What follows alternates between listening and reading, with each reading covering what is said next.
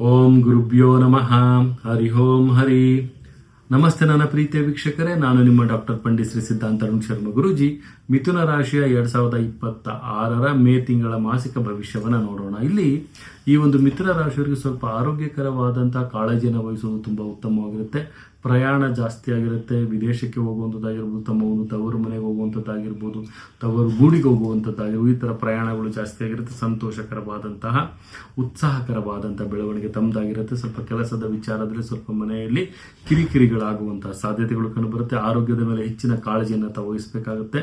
ಮತ್ತೆ ವಿವಾಹ ವಿಳಂಬವಾದವರಿಗೆ ವಿವಾಹವಾಗುವಂತಹ ಸಾಧ್ಯತೆಗಳು, ಸಂತಾನೋತ್ಪತ್ತಿಯಲ್ಲಿ ಸ್ವಲ್ಪ ಸಮಸ್ಯೆ ಇರೋರಿಗೆ ಸಂತಾನೋತ್ಪತ್ತಿಯ ಒಂದು ಪ್ರಾಬಲ್ಯತೆಗಳು, ಮತ್ತೆ ಪತಿಯಲ್ಲಿ ಒಂದು ವಿಚಾರಗಳು, ವಿನಿಮಯಗಳು ಮತ್ತು ವಿಶೇಷವಾಗಿ ಒಂದು ಪ್ರೀತಿ ಪ್ರೇಮದ ಒಂದು ಬೆಳವಣಿಗೆಗಳು ಸಹಿತ ಆಗುವಂತಹ ಸಾಧ್ಯತೆ ಇಲ್ಲಿ ಕಂಡು ಬರ್ತಾ ಇದೆ. ಮತ್ತೆ ವಿದ್ಯಾರ್ಥಿಗಳಿಗೆ ಉತ್ತಮವಾದಂತಹ ಅವಕಾಶಗಳು ದೊರೆಯುವಂಥದ್ದು, ಉದ್ಯೋಗದಲ್ಲಿ ಹೆಚ್ಚಿನ ಒಂದು ಬೆಳವಣಿಗೆಗಳಾಗುವಂಥದ್ದು, ರೈತರಿಗೆ ಬೆಳೆಗೆ ತಕ್ಕಂತಹ ಫಲಗಳು ಬರುವಂಥದ್ದು ಮತ್ತು ವಿಶೇಷವಾಗಿ ಗೃಹಿಣಿಯರಿಗೆ ತುಂಬಾನೇ ಉತ್ತಮವಾದಂತಹ ಮಾಸ ಮೇ ತಿಂಗಳಾಗಿರುತ್ತೆ ನಿಮಗೆ.